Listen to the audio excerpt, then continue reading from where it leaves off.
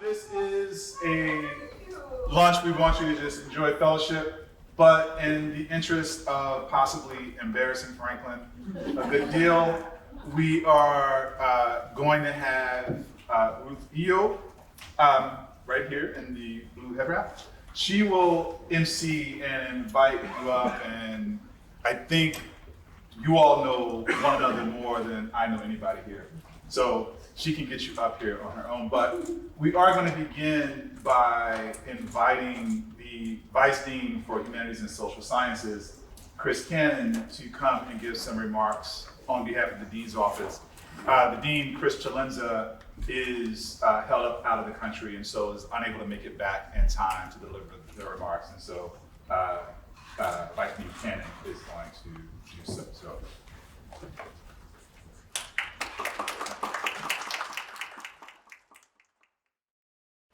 Yeah, the truth is that Chris Chalenza was coming back 10 days ago from a conference and tested positive for COVID and was stuck. So he's on a plane right now, but couldn't make it for this. And so I'm very happy to say some words on his behalf. I'm pleased to join you today in celebration of the esteemed Dr. Knight and in recognition of his powerful achievements and broad influence. I'm sorry I wasn't able to attend this morning's session. I caught the tail end of it. I caught some of Dr. Knight's remarks. But I'd like to begin by thanking all the speakers today for giving time and thought to illustrating the varied facets of Dr. Knight's work and the many offshoots it has catalyzed.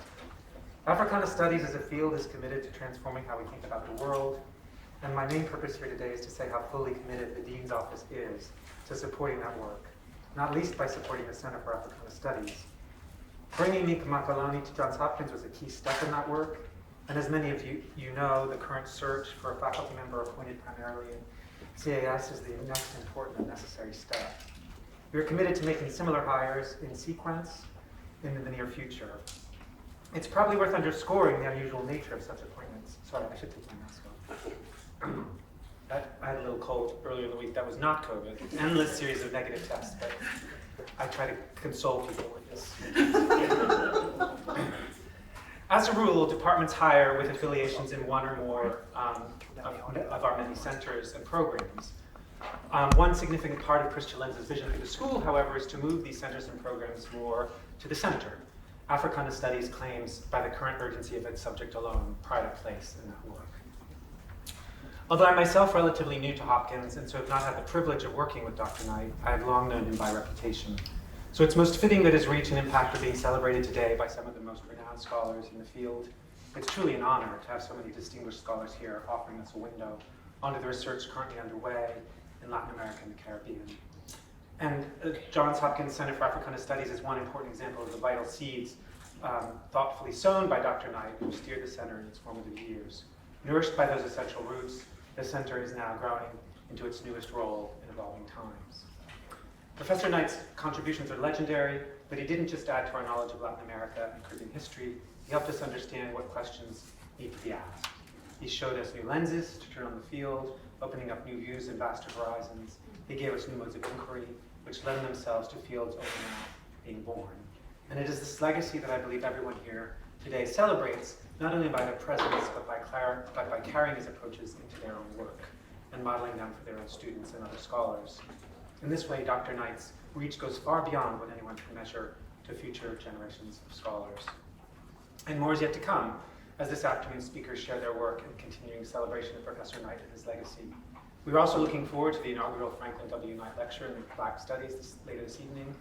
So on behalf of our Dean and Johns Hopkins, I extend gratitude to all of today's speakers and each member of the audience, and most especially to Professor Knight himself for his scholarship, his example, and his legacy. Bon appetit, everybody, and welcome. Marhaba. Bienvenue. Welcome. I'm Ruth Eo, and I've been appointed, as you can tell, I have a loud voice, so I can work without a mic. I've been told to be the MC. I can see that, looking at all my colleagues, no one is going to lead a master or mistress ceremonies, but I'm very happy to oblige. And I could begin with telling many stories, but I'm here because of Franklin Knight, and I'm so, so happy to see that Franklin Knight is doing his thing. He already told his bad jokes. He's been warned not to tell any of those boarding school jokes, and he snuck them in. But if he didn't do that, he would not be Franklin W. Knight. And he's definitely a real knight. Very gallant, academically, and a human being. Do not mess up a paragraph. That's when he's not going to be so gallant. But we're not in a formal mode right now. And I think what I'd really like to do is to ask for your magnanimity, in the sense that I don't want to put anybody on the spot. I'm trying to be really democratic in a non-democratic era, and to say, those of you who maybe have had your lunch, if you want to step up or interrupt your lunch out of love for Franklin Knight, you know, you can get back to your lunch and come out here and say a few words. Already I'm seeing, oh my gosh, Chris O'Brien, who's a very good friend, and linchpin of the Ford Foundation.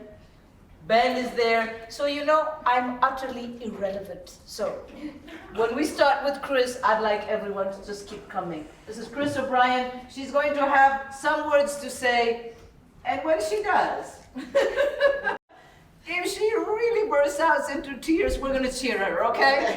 Oh, that sounds good. We can do Yeah, it. We can do it. Okay, this is called honoring our beloved Franklin Knight. Today we honor a colleague and friend close to our hearts. I met Franklin in the early 1980s at a Ford Fellows Conference. We were introduced by Blanca Silvestrini, who is known for her graciousness and her ability to connect people to each other.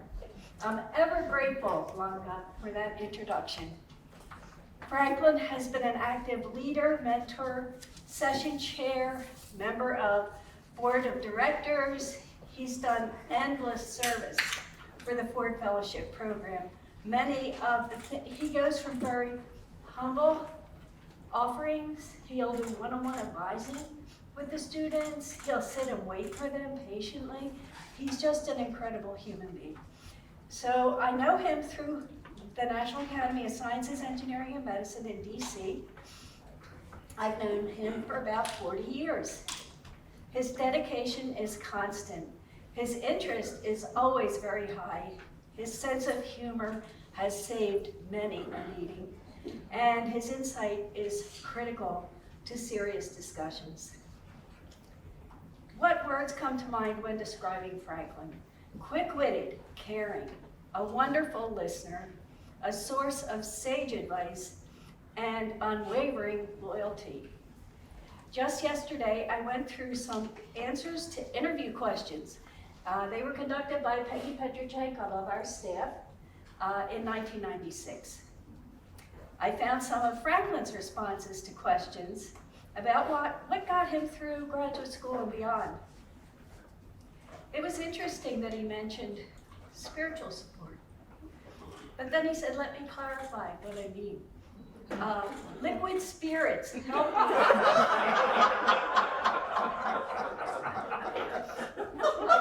I kept it in moderation, but that got me through a lot. He mentioned being guided by John Phelan. What he really admired about John Phelan was that he had good relations with his colleagues. And he noticed that and thought, that's a great way to proceed through life. He mentioned the importance of mentorship. Then he said, I want to see younger Ford Fellows advance. Then he set about doing just that himself, personally. I found answers to some other questions by someone who was mentored by Franklin. This person said Franklin Knight has always been there for me. When I met him, he urged me to apply for the fellowship. He offered to read my proposal. He got me into the Association of Caribbean Historians.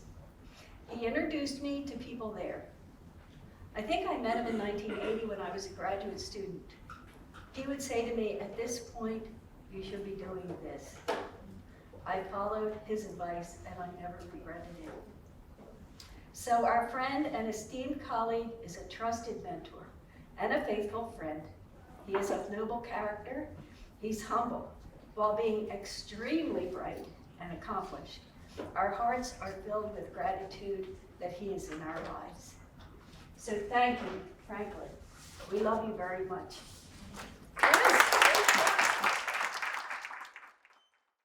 Everyone, I think we all know Franklin to be many things. He is a gentleman, he is a scholar, an incredibly keen intellect. But I want to build upon what Chris was mentioning and his role as a mentor and as a friend. And so I'll play on, we'll riff on this. Yeah, by all means. I was one of those Ford fellows. And I will never forget the moment that I met Franklin Knight. I think that this may be the case with many scholars who work on Latin America, the African diaspora. When I was coming through, I'll never forget my experiences in the archives as a historian. I was told by the archivists to turn around and leave because there was nothing for me in there. I was able to uncover some documents, and I still didn't have the confidence if this could be a project. And I went to the Ford Foundation conference and delivered my first paper. And Franklin Knight was the commentator on Black militiamen in Mexico. He validated at that conference my project, and he validated my career. He gave me the confidence to be a scholar. He gave me the confidence to think that I could get through graduate school. And he was the example at Hopkins, tenure, a heavyweight in the field, the shining example of everything that someone like me could be. Everyone in this world needs a Knight.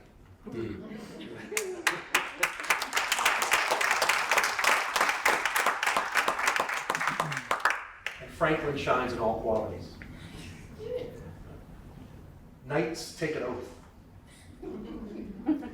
I believe that Franklin's oath is to us. Each and every day of my career, I think about that example that Franklin set. It was with pride that I had the chance to come here and work with Franklin at Hopkins. I'll confess it, I'm no Knight. There's no way I could live up to the standards that he set. But hopefully along the way, through his example, I've learned to reach back to help others.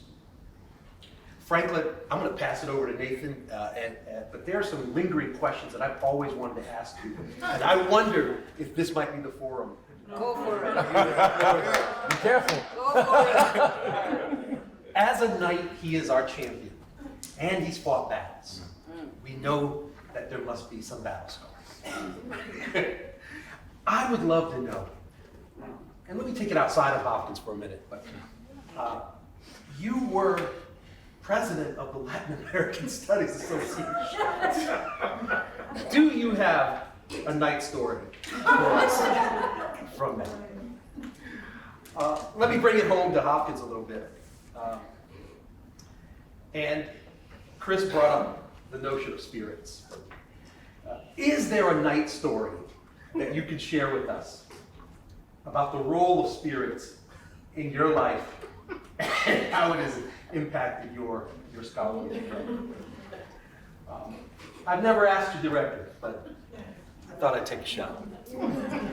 Nathan? Oh. You see, the Caribbean is a place of spirit possession. There you go. So I imagine the story's got something to do with that. I'll be very brief. So for those who are familiar with Hopkins and its reputation, particularly the history department's reputation, you're no stranger to the mythology around the seminar as an intellectual exercise.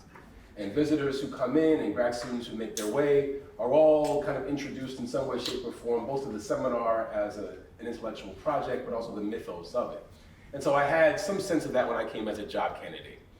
And at the time, the search was going well. The chair let it slip that I had the inside track for the position, so I was feeling very confident. I called my wife during lunch, like, you're never gonna believe how well things are going. The job talk yet had not come. And the job talk was the seminar. And Gabby Spiegel, who I saw earlier, gave this incredible introduction, very similar to the experience that you just had.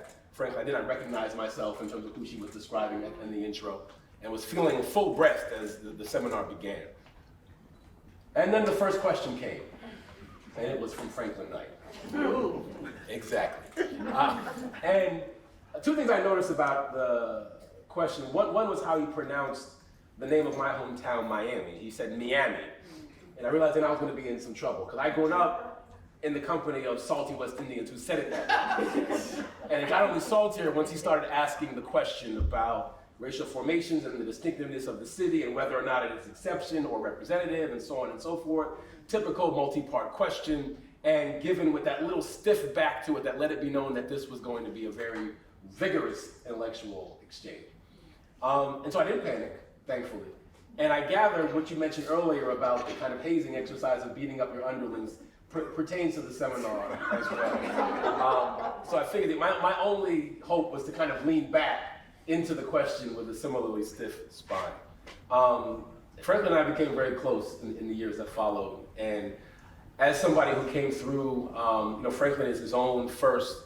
And strangely enough, we have a number of Black faculty members who are here as the first in one way, shape, or form as well. I ended up being the first Black U.S. historian tenured in the department. That's actually a true story, 2016. Jessica Johnson, sitting to my left, is the first Black woman junior faculty member ever hired in the department's history. Martha Jones is the first Black woman ever tenured at full professor level in all of the humanities. That's where we are. And we owe a great deal to Dr. Knight as somebody who carried the lantern for many, many years in a cold and dark place in many respects. But that was made ever warmer by spirits. On Fridays, you would find him giving these really elaborate itineraries about rum, and the department's sense of conviviality was greatly improved by that. But also, just to say, I'm not sure much will be said about his time as the director of Africana Studies. And so in my closing, I want to kind of rest there for a moment.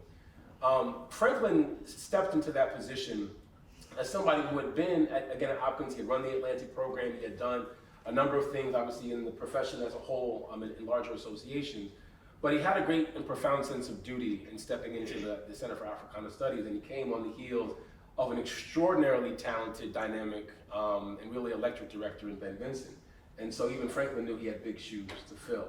But to echo some of what Ben has been able to share with us, he had a deep sense of duty. And even though he was in the twilight, so to speak, of his career, he moved into that position with great humility and from a great position of learning.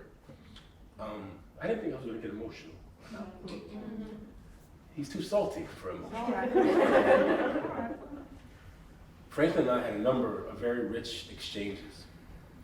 And at a time when I felt physically unsafe, intellectually unsafe, and questioned in many different registers, again to echo my predecessor, whether or not this was a place for me. I found a very warm and sweet place in your company, sir. And I thank you for your work, and I thank you for planting the seed of a vision of Africana Studies that includes graduate training, that includes departmentalization, that includes a deep and unapologetic erection of a safe and necessary space for Black scholars. So I salute you, and I'm very happy to even just ride as a distant wingman to Dr. Makalani as he's pulled this incredible occasion together. And thank you, Minka, for your vision. And only in your first year, I swear, you're doing such an incredible job that it's a really a wonder to behold. And so you've already, I think, in many ways, honored Franklin's legacy in your work here. So I thank you for that as well. And thank you all for coming. My name is John Guest. I'm with the Houston Museum of African American Culture. Now, I'm here to kind of piggyback on all the things that are said about Dr. Knight. For my museum, I was called by the director of the Houston Museum of African American Culture some 10 years ago to make tangible an African American museum in Houston, as I call it, Texas. And we are still the only African American museum in the country that does not have public funding as a public good. So when the museum here starts off with $2 million, while the museum in California starts with $3 million, we don't get that. Along that time, I'm sort of trying to figure out what could I do to make this work. And the first thing I thought, my background was from a generational family on both sides in business, and an insider who was on boards of museums. And I thought the first message I gave to my board was that this will be a professional museum and not a community organization. Bullshit. I then started talking to Franklin Knight, and the more you talk to Franklin, and I said, Franklin, we've got to get this started. And we started from my conversation with Franklin to this day. We've had a relationship with Johns Hopkins that has certainly done us well, and hopefully has done some things well for you all. But the conversation I had with Franklin, and Franklin, by the way, when we opened the museum, Franklin came down to Houston and made the point of saying, probably paraphrasing the point that he made today, and that is that when you start looking at these histories of our people, you're not just talking about politics and economics, etc. You are talking about, at base, the relationship between people and production. And that kind of got my eye, and we became, after that, we dumped the mission as being American history through an African American lens. We became a multicultural conversation on race geared towards a common future, and we became a museum in a building and in the community. So Franklin then helped me out a little bit more with that. And I called him, I said, I really need some help. You should do a conference. And I have just the person for you to talk to. And the conference ended up being the African presence in Mexico. And he said, you need to talk to Ben Vincent. And so I called to Ben. Ben was then the director of the center. We had a huge conference. Herman Bennett was there. And probably the part that I remember most about it is that, well, two things. One is that, you know, if you went to that conference, you knew that with the census, once the Mexicans took race off the census, boy, it became a real challenge. But at that point, it made me start to go back and you look, has Mexico had a black president? Go and look. Look at the pictures. But the other thing that was very instructive to me, Herman and Ben, we went to high schools and talked to, and one of the high schools in particular was a high school that was black and brown. And there had been some tensions, and when Herman, and I was trying to find a picture of us, when Herman and Ben and I went out there, all of a sudden there was a black kid, I don't know if you remember, who said, you mean I might be Mexican? And therein is that Jamaican out of many one spirit that came out. The second time we were doing a symposium on Afropolitans. And I said, Colin Franklin, can I get your input on this? Can we say? He said, yes, of course. And there we had Taye Selassie, Teju Cole, Wangechi Mutu, and it was just a wonderful conference. In fact, it is it's one of two museum conferences that if you go to Wikipedia, we didn't write it, but if you go to Wikipedia, it notes Afropolitans, the Houston Museum of African American Culture, and the Albert and Victoria Museum in London. Then after that, Franklin suggested to me, you need to you went to Johns Hopkins, you need to just really use that. And as a result, I just kept bringing people from Hopkins.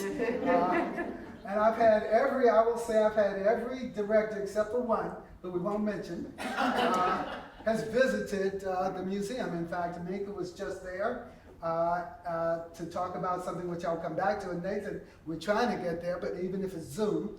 Martha has been there. Martha's just been filling in all the gaps.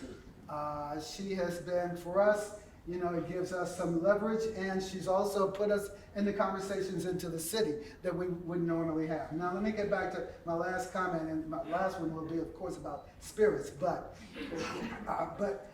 we have this exhibition up right now, Kumbi Sala, 3020 CE, which is 30 square foot, 100,000 Lego piece replica of an ancient Ghanaian kingdom that is now envisioned as an Afro-futuristic utopia. And Minka came down and he gave this conversation and he said, well, you know, it's hard to imagine the future when we don't really know what the future could be. Am I paraphrasing? Okay, and so that's the conundrum, like what's the future going to be? We have no clue to it. And where's our lead? And I missed that time to say what probably Nathan Connolly did with his Hollywood Reporter article that talked about black utopias. And he said, where do you look? You start off looking for Haiti. And if you look for Haiti, you find Franklin Knight. In fact, maybe a couple of years ago, I called him up. I said, Franklin, you were on the radio, and I was listening to you talk about Haiti as one of the revolutions of all time in the Americas. And so I say, for Haiti is the first place for these black utopias. And I think that's been expounded on throughout this. So the last thing I will say about Franklin. So we were at a rum lecture in Houston, where, you know, I discovered, you know, first, if you want to know, you taste the rum, put it on your tongue for the bouquet, and I do drink Betancourt. I do the Haitian stuff. And Franklin ended his talk because everybody was really, we were at a bar, a restaurant, and everybody was really getting kind of pickled. And Franklin got up at the end, he says, I want to close this by reminding you all, you Johns Hopkins alumni, one point. He says, when you're at Hopkins, you never get drunk and fall to the floor. You slide. So Barry Hickman, even though he wasn't able to be here, did send some comments that he wanted me to read. And he says, how wonderful to be invited to participate in the honoring of Franklin's scholarship and his many contributions to the advancement of Caribbean historiography. And how disappointing for me not being able to join with you all at Johns Hopkins on this day. Brought down at the last hurdle by the cancellation of flights. This would not have been my first visit to Hopkins. Indeed, my very first visit was in 1973, almost 50 years ago, when I was enabled by an invitation from the very same Franklin, who asked me to talk about my research on family and household life during the last decades of slavery in the British West Indies. I'm a bit vague about this, but I think we first met the year before, in 1972, perhaps at a meeting of the Association of Caribbean Historians held in Jamaica that year. In any case, Franklin proved a strong supporter of my work over the years, encouraging me to seek grants and publishers and to push the boundaries of disciplinary constraints. Franklin also provided a valuable model in his advocacy of thoughtful interpretation and the importance of seeing societies as regions as wholes, rather than scattered bits and pieces or mere fragments. On top of his scholarly enthusiasm, Franklin became a good friend, willing to go the extra mile. I have a vivid memory of coming to Hopkins in 1988 to teach for a semester as part of an exchange with the Department of History at Mona. I came on my own, leaving my wife, Merle, in Jamaica, and I had been in Baltimore maybe 3 nights when the intercom where I was staying across the road from the campus crackled to life. And I heard Franklin delivering a message from Merle telling me that a massive hurricane was heading for Jamaica. This proved to be Hurricane Gilbert. Franklin had driven across town just to tell me this. A friend indeed, a brilliant scholar, and a generous mentor. Thank you for it. First, I'd like to thank Professor Minka Makalani, for inviting me to this special occasion. Walter Rodney submitted a manuscript for his book, A History of the Guyanese Working People, 1881-1905, to the Johns Hopkins Studies in Atlantic History and Culture. He was assassinated on June 13, 1980, before it was published by Johns Hopkins University Press in 1981. In 1982, the American Historical Association posthumously awarded Walter Rodney the Albert J. Beveridge Award for the Best English Language Book on American History, the United States, Canada, or Latin America for the period 1492 to present. At the time, I was living in Barbados and was invited by the Association of Caribbean Historians at UWI Mona, Jamaica, to accept the award. The person who presented the award to me was Professor Franklin W. Knight. This was the first time meeting each other. I had seen correspondence between him and Walter about the book, but at the time, I was unaware of the significance of the award and the major role played by Professor Knight and Richard Price in ensuring that this book was edited and submitted for consideration to the American Historical Associations. Books are usually submitted by the author or the publisher. In this instance, because of the prevailing circumstances, it was submitted by Professor Knight. There are several commonalities between Rodney and Knight. They are both graduates of UWI, both obtained BA honors in history, Rodney in 63, Knight in 64, I think, and they were the same age.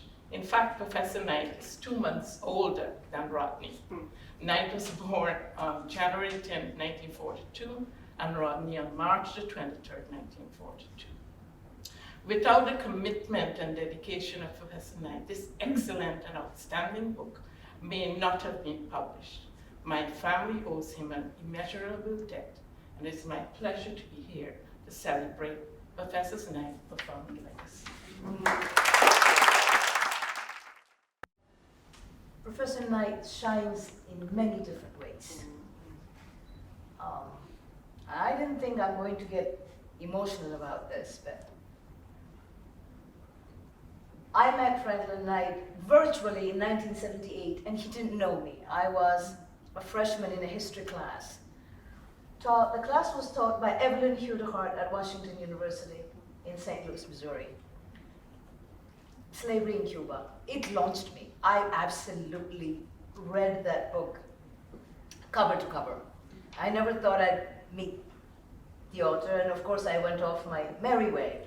I, by the way, am not a historian. I actually started my career as a Francophone, as a major in French literature. I studied history, and I read history books and political science books for fun. I was a nerd, okay, in other ways. 20 years later, and much distance, I graduated, I went to the University of California, etc., and wrote on wars and revolutions. And I kept stumbling over this Franklin Knight, especially on Haiti. And as a Ford Fellow, we met, we did not agree, we did not see eye to eye. In fact, our first conversations were quite hostile. He wouldn't give up on some comment, I wouldn't give up, and then we decided, let's settle this over some spirits. He may come from the Caribbean where you've got spirit possession. I come from the Horn of Africa where we have spirit possession. And we managed to find a fertile ground. After I spoke to him about my literature, I studied Italian colonialism. He said, why don't you come and give a talk at a history seminar? And I said, with historians? Really? I'm actually scared of them, because when you do politics, you're absolutely like, the enemy. Because apparently we use everybody's work. I finally figured it out. We take anthropologists, sociology, history. We are the scavengers, and then we have the goal to say, well, here's my article, here's my history. So I was invited to give that lecture, and it was on From Mal d'Africa to Mal d'Italia. Nobody ever heard of those things. After I gave my talk, of course, Franklin took me aside and actually had corrected my presentation before in a way showed me that he kept saying, "You're brilliant." I didn't believe him, because the paper I gave him had all red over it. Brilliant people are not supposed to be dripping with blood, when they take papers back. But after that, and when that got published, I was again to say I was validated, because I've always been somebody or something that never fit. I never fit in my Department of Political Science. I never fit in my family. I never fit in that community of immigrants that was from the Horn. I never fit, and I think I never will. But when you don't do that, then you reach out your hand, and it's not Ethiopia reaching out its hands.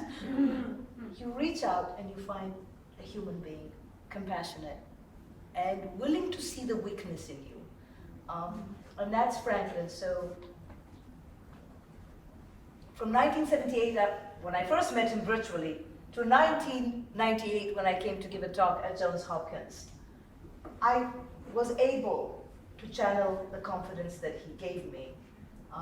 And that was not, we were both Ford Fellows.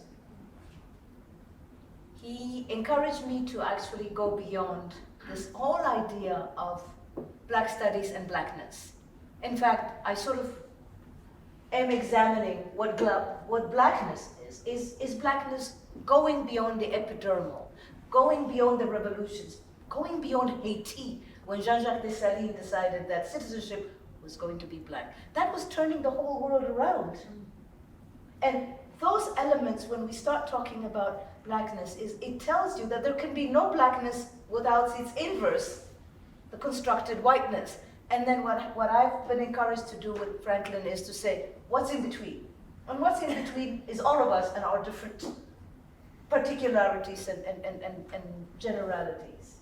So to Franklin goes, when I wrote my chapter on Haiti, and I imagine somebody who's Francophone, Italophone, writing about Haiti, looking at it from Ethiopian lenses, Franklin would say, we have to do this one at a time.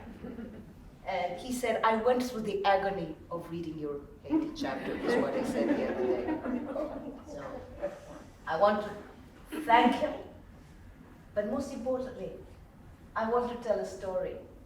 We ended up co-editing a book on diaspora, and there was one week he disappeared. And like his Observer articles, he's always on time. He always tells me, I sit for 4 hours, I don't have that Jamaican tilt, that beautiful accent, and he says, it has to be 1,000 words. Not me. He asked me for 1,000 words, I give him 10,000. Their life. But I tried to turn it on time. The man didn't show up for our scheduled meeting, so when I called him, he said, well, in the weekend I was doing something with trees. I fell down. You would have been speaking of me in the past tense. So that was something I used to laugh about. I said, Franklin, okay, let's get to work. When he went through what he went through, I really thought for a long time, I'm going to be talking about my friend in the past tense. I'm glad that hasn't happened. Franklin, it's good to see you. And I think it's time for someone else. Can I please get the MC? Thank you. Good afternoon. Yes, everyone. So here's a strange thing. I say in my mind that I recently met Professor Knight. This was in 2020, just before I started here at Johns Hopkins. But the problem is that Professor Knight has sort of loomed large over my life as a historian. I'm sort of sitting at what I'm going to call the Uwimona table over there. And part of the reason I'm sort of talking about Uwimona is one of the challenges, and welcome challenge, I would say, in sort of navigating the academy, is I can never quite remember or place when I've met a Uwimona person because of how large they loom over my life as a historian. And so I'll sort of date 2020 as a time when I personally met Professor Knight. And I'm a little bit disappointed because all of what I've heard in the room is Professor Knight's generosity, his kindness, and I thought I was very special. When I came in 2020. In fact, I think we met up in Colgate just prior to that at another similar event, celebrating again another UEMONA. This is Brian Moore's retirement.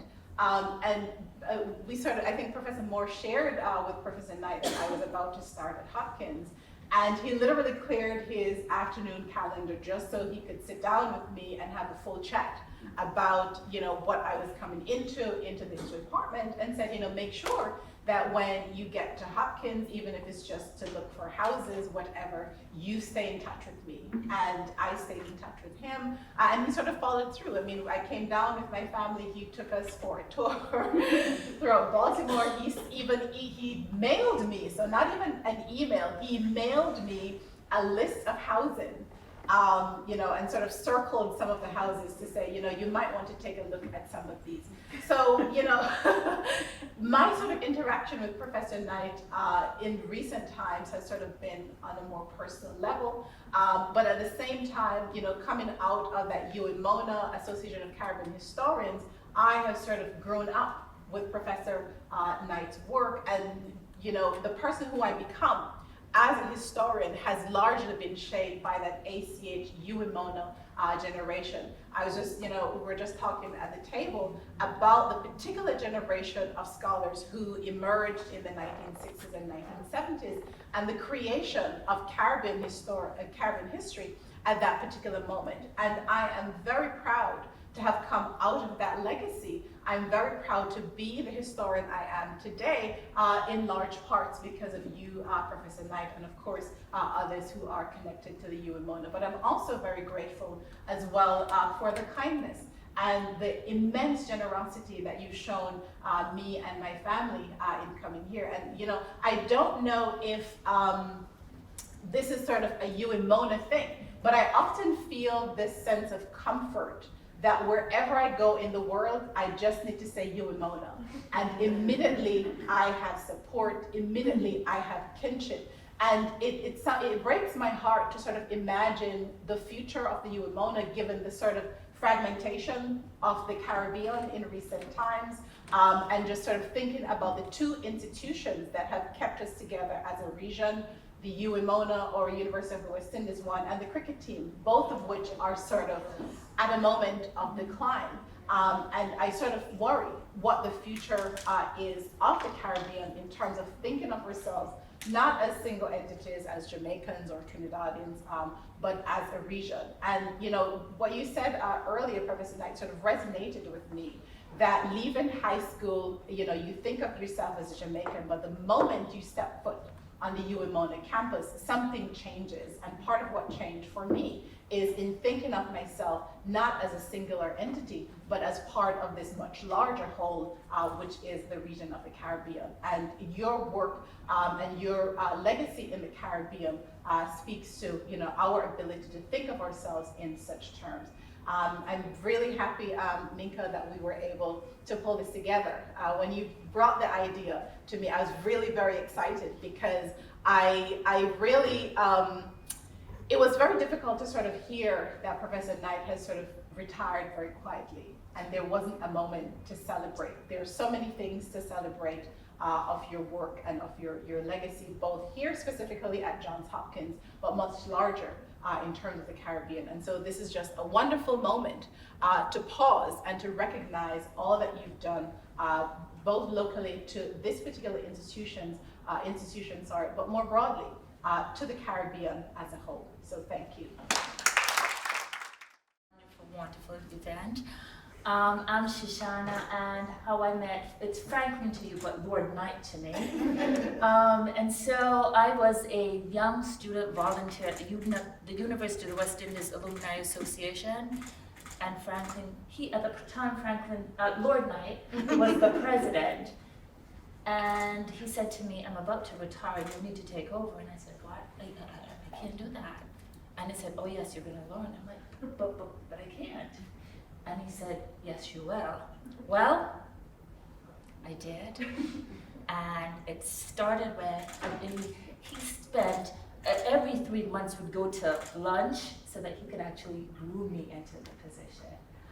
A position for which, you know, I'm forever grateful. We talk about the Yui-Mona connection. It spans wide, it spans large.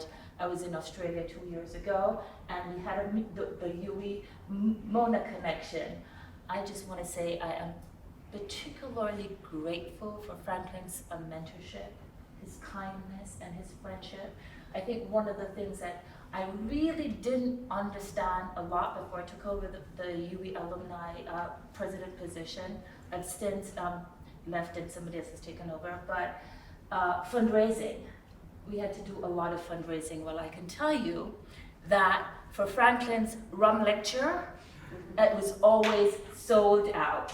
So whenever we're in a bind and we needed to have a quick fundraiser, I'd like, Lord Franklin, are you available? And if he's in the country, yes. He'll always say yes. One of the things that you can always depend on Franklin, who's always given of his time, always.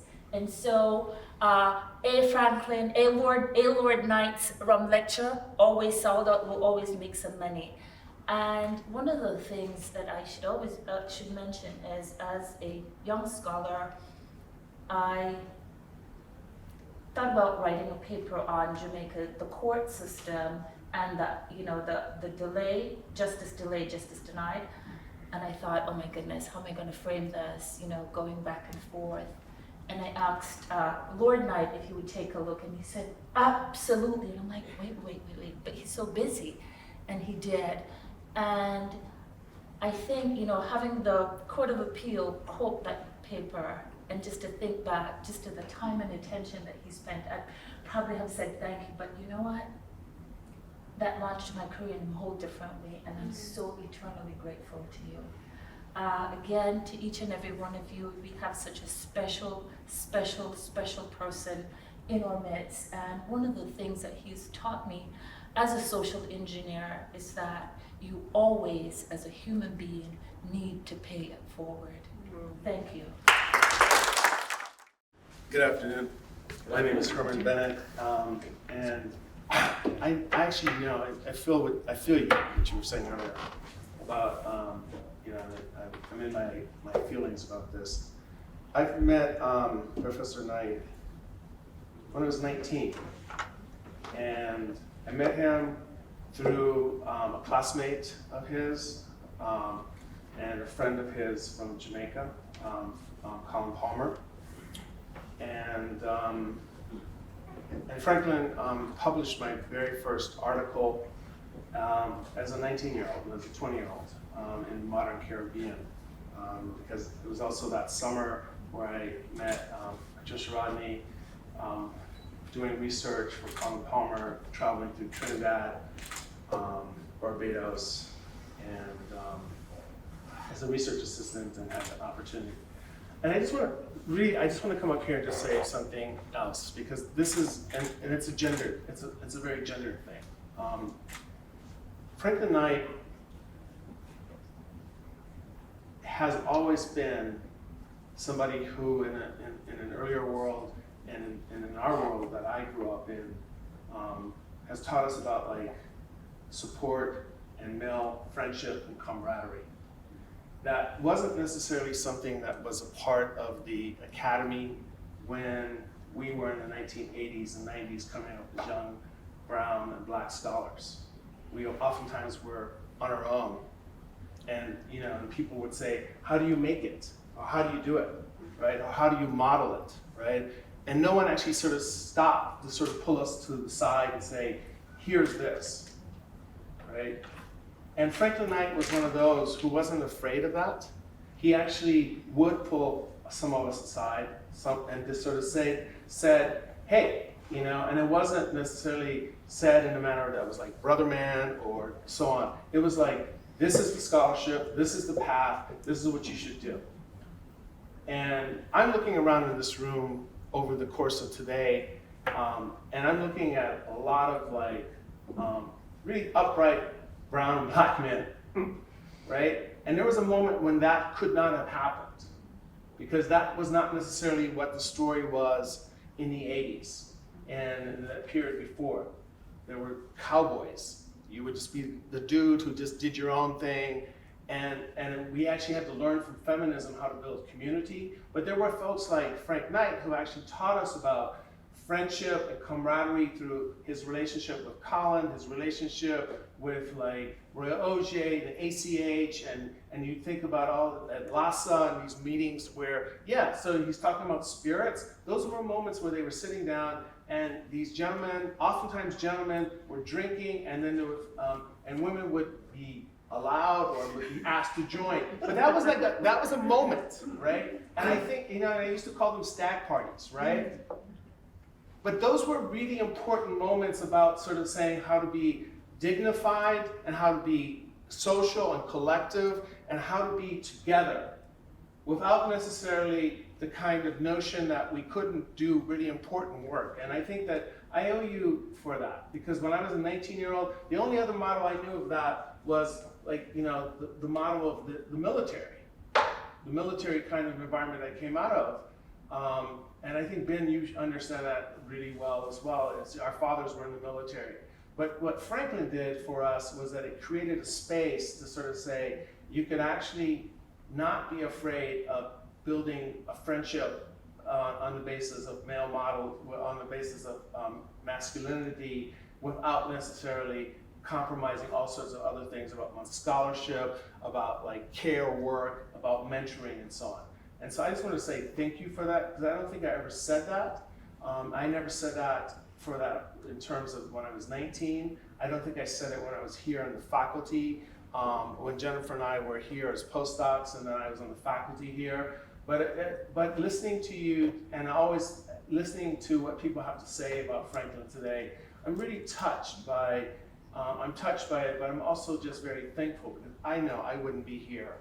I wouldn't be here if it weren't for that work that you did then with your friendships with Colin and the friendships of all those folks from Mona who came through Chapel Hill and Durham, all those people who came through here at Hopkins, and the ways in which you have done that also with all of these institutions that we're associated with, be it LASA, Sekolas, et cetera, et cetera. So thank you. I'm the MC. Go right ahead. So, hi everyone. I spoke earlier, but I had to come within this context to place Franklin in another kind of place, because I was a student here in a history department, well described.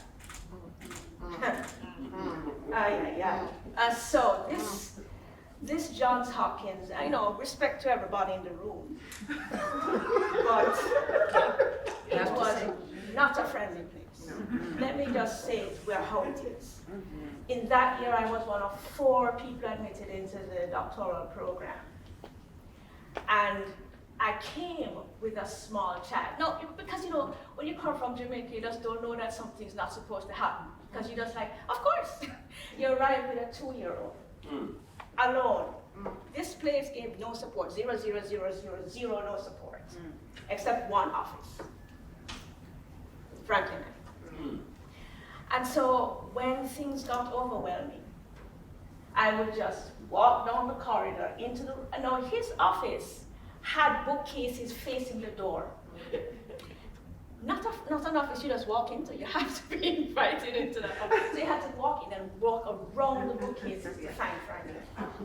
And he would be in there, you know, just saying, and we would, you know, talk together about being in this place. And I don't think he ever understood, because this is who he is. He's just kind. You know, all of that is all a front, people. Inside of it is a marshmallow. Kind. There were days when Franklin knew without me telling him that I needed to be able to move out of my little apartment and do something else. I lived in this building when it wasn't a Hopkins colony. And I lived in that building when it wasn't a Hopkins colony. And it was a little apartment with a small child, and he would come. And Nadine probably doesn't remember. he would take me and my child over to his house for a barbecue.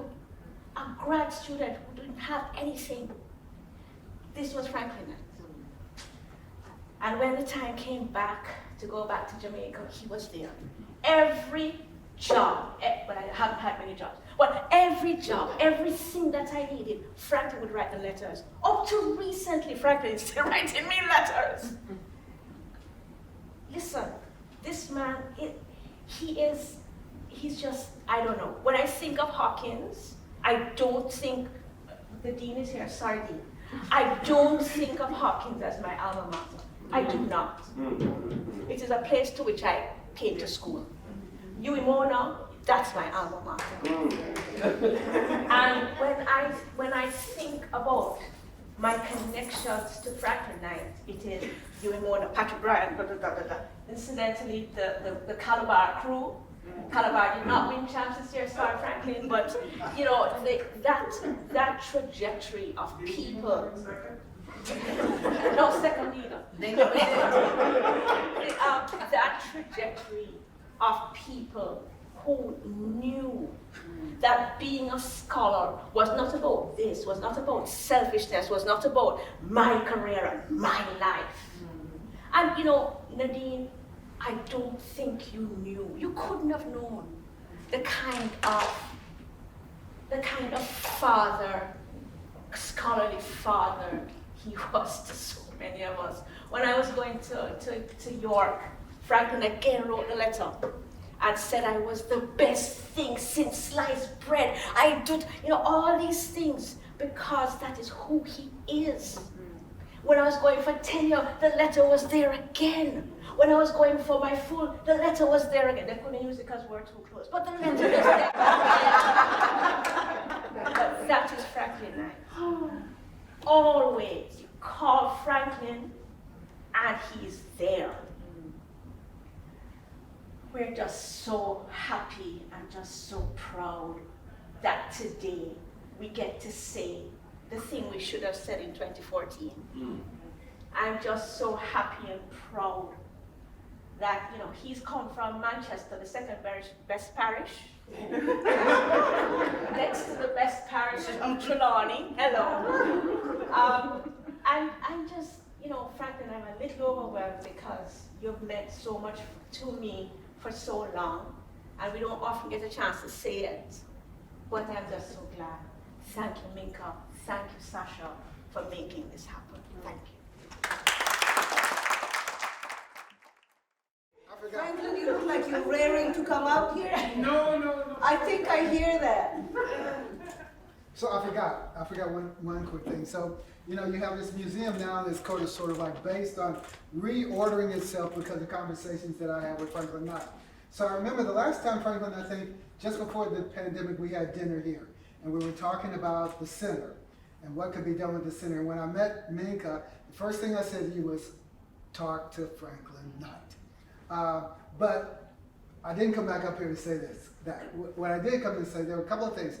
Franklin was always good on a couple of things. One is, you know, he said that the museum should be built not just on art, but on scholarship, wherever that would be. And two, I think everybody, it echoes what everybody here knows, Franklin is like particular about excellence. If it's not that, he'll tell you, because he sincerely believes that everybody can reach excellence if they put their minds to it. And so the last thing I did want to say, and Franklin was the person who first said to me years ago how rewarding it was, and I think a lot of people in here will appreciate it, how proteges become colleagues.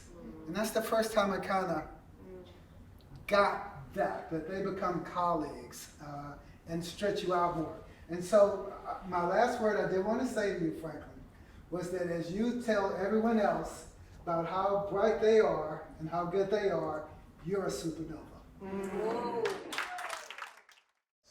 Caballero.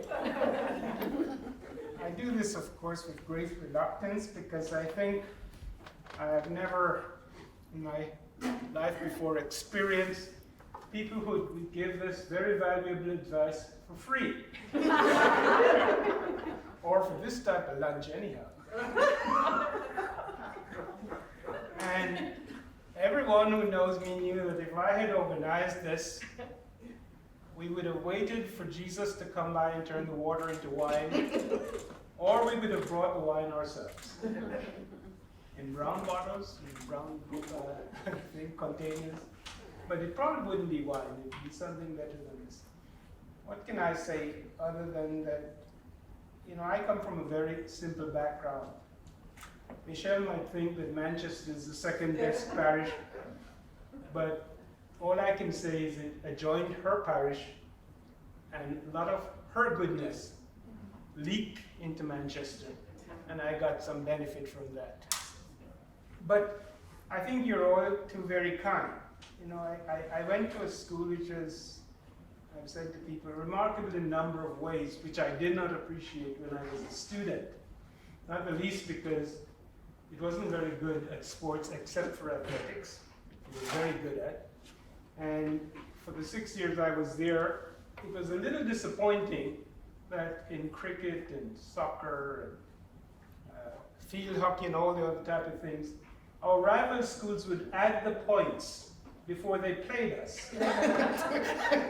We were guaranteed to give them 3 points on the list. And that was, as I said, a little disconcerting. But on the other hand, intellectually, there is no doubt that the school emphasized that, and in ways which inculcated in us not only tolerance, but this, the Americans have spoiled the word diversity. But it was a genuine thing. As I said, it was not only a diverse school in Australians and Venezuelans and all these political exiles in it, but it also told us that we had to go and try to make the world a better place in all sorts of ways. It was a British Baptist school, but the fundamental thing that they told us repeatedly at the end of each term was actually from St. Ignatius of Loyola. To fight and not to heed wounds, to labor and not to seek for any reward. Bad advice, by the way.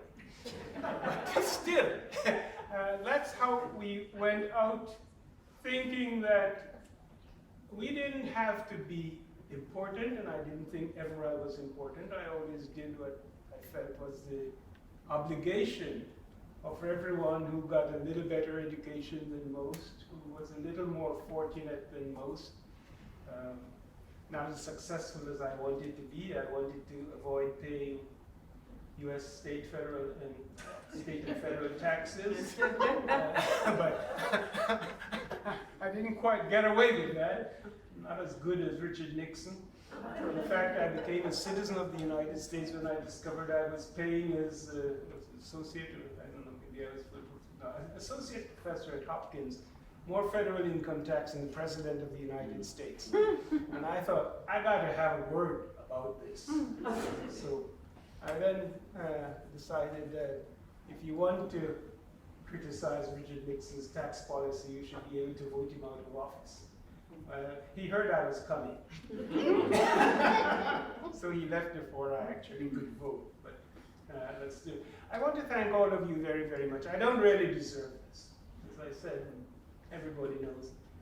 When I was an undergraduate student, I didn't know what I wanted to do. But I discovered alcoholic beverages in the Students' Union and took a particular fondness for rum. I didn't learn the lesson I should have learned. That is to say, you shouldn't invest in the product, you should invest in the producers. So I got a great experience about rum. We can talk about it knowledgeably from experience. But I'm poor for not having invested in those people who make and sell rum.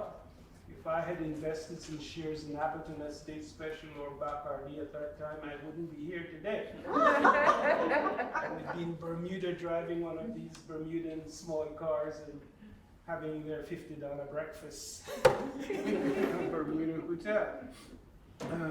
I am touched that you would remember all these stories because from my point of view, it was nothing exceptional for me. This is what I thought everybody did. To be quite honest, and I'm saying that, you see someone and if you can help them, you help them. But I was always and I think it's a Mona thing, because in the old Mona days, there was an intellectual hierarchy. I mean, I was a whole debater with Walter Rodney, and Walter Rodney was probably the smartest person I ever met. When we were debating together and we would get in these real tough debate situations in hall or outside, Rodney would always lean over and say, "I'll handle that." And he would come up with something or other, either to change the direction of the debate, which he could do skillfully, to something else in which, on that territory, he and I could defend ourselves very well, or just obfuscate them to death. And I learned a lot from him, and I was really touched. We kept sporadically afterwards, and when he was assassinated and the book was in press, I told the press, I think I knew him well enough to be able to go through his notes and do the type of editorial decisions that was just to him, or at least I thought he would have agreed with. And I was very pleased, actually, years later when I met his literary executor, and he said, you did a very good job. I was just doing my job. And I was hoping, because I knew him, that this is how Rodney did it. The other thing I must say about Rodney, which helped me, he kept the most meticulous notes of any scholar I met. So when Pat sent his notes and they came to me, I could see how the book was constructed, and because I knew how he thought, I could really enter into it and present it in the way that I'm happy to say other scholars found to be in the spirit of Rodney. I think had Rodney lived, it would have been a better book, but I'm glad that I didn't at least destroy the fundamental worth of that book. You're all far too kind, of course. I'm just one of these superannuated scholars who was lucky in time and space and place to be where I was at the time, going through intergenerationally. I had some really good mentors, some of them mentioned. I think John Lady Phelan was really good to us. Again, he was a lapsed Jesuit with an enormous appetite for the higher spirits. And so we got along very, very well in graduate school and afterwards. I think Phil Curtin liked me because I was from Jamaica, and his doctorate dissertation was in Jamaica. So we could not only talk about the historical aspect of Jamaica. He had all these stories because as a privileged Harvard American, he came to Jamaica and the Prime Minister and all the ministers would just accept him on a level which they wouldn't have accepted someone from Trinidad or Barbados or stuff like that. And actually, that is one of my main criticisms of Caribbean institutions. Curtin was good, but if someone is white and from abroad, immediately becomes chief, even if he says the most arrant nonsense that they could. But they were differential to him. And of course, since I did not learn polite and tactful and diplomatic language either in high school or university, I got in trouble for often remarking on things like these, even in some of the columns that I didn't really believe that Mitchell Johnson would go look into and talk about, because I just thought those were my down periods of talking or talking to myself. And most of the times, I saw this conversationally, the same way I wrote books or I developed classes. I had a curiosity and I thought, I looked at this and this is not what I find other people saying about it, and so I just write it up. And as I told a student once who said, was I doing the great work? I said, no, I don't do great works. I have a curiosity, and when I fulfill it, I move on. So it's not that you're ever going to get a great book from me. When I retired, I had great projects in mind. There was a big scholarly work that I've been working on for a long time. But some of the other projects that I had, one had to do with mangoes, which Blanca Silvestrini introduced me to in Puerto Rico. I discovered that in Salinas they had 109 varieties of mangoes, and I wanted to try them all. So I started, and I still have some of the notes I collected, and found that mangoes across the Caribbean, Central American stuff, they have changed from their origin in India, and the botanical name is the same, but the way that local people describe them and the attitude to them. And when I discovered a market in Bahia, Brazil, that only sold mangoes, I was in paradise. That's one of the projects that will never get done. I also thought that there should be a good detailed history of rum. There are lots of histories of rum, but they all start with false premises. Rum started in Barbados and all this nonsense.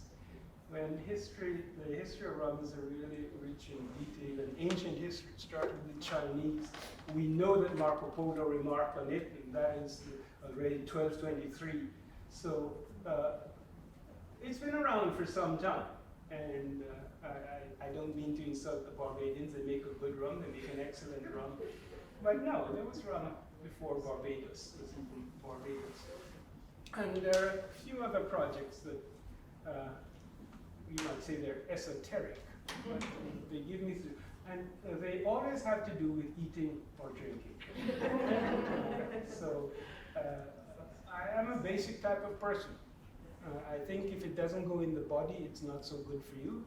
And if it goes in the body, it might even help you. So thank you again. You've been very kind. You've been far too kind to me. As I said, I went to all-boys boarding school, and they were not so kind to me. But if you graduated, you held your own.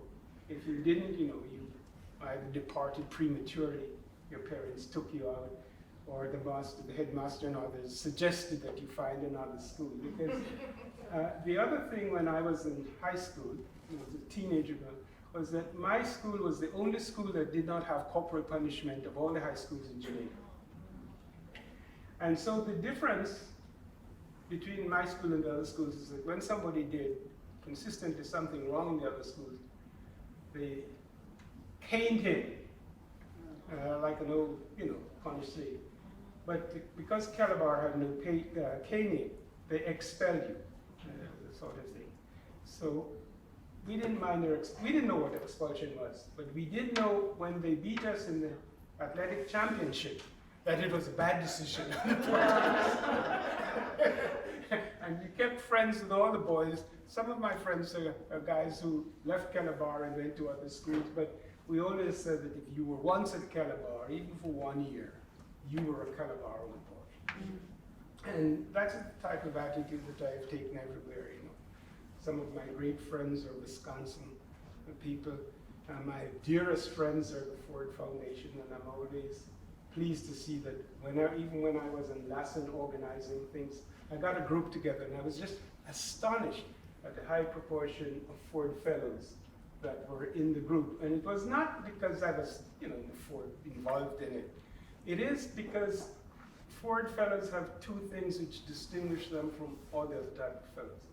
One is that they have this capacity to break down compartments. They can speak across disciplines more easily than any other group I've been associated with. And they don't have hierarchies. So you go into a Ford meeting and you don't know whether somebody is a distinguished professor or somebody is recién llegado, just got his first year of his fellowship and has joined it.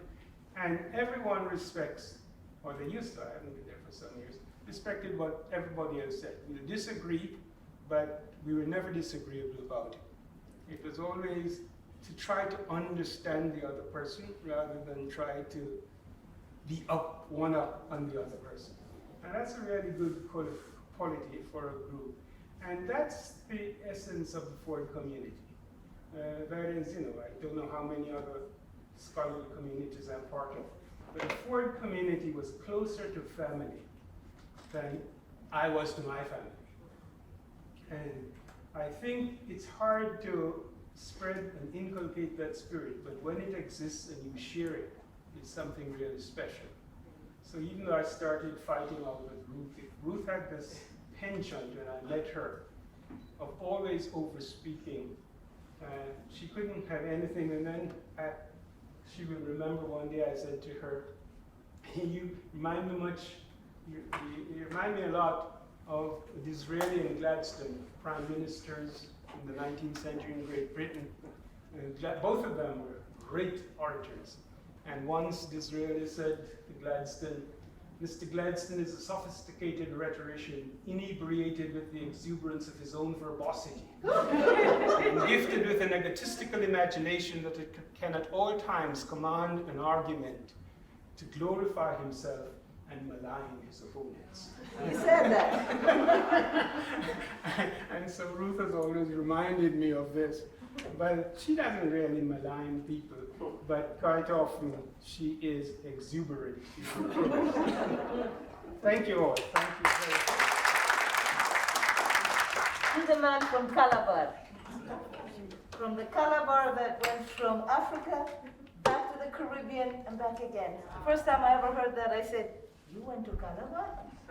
And Calabar is a school in Jamaica?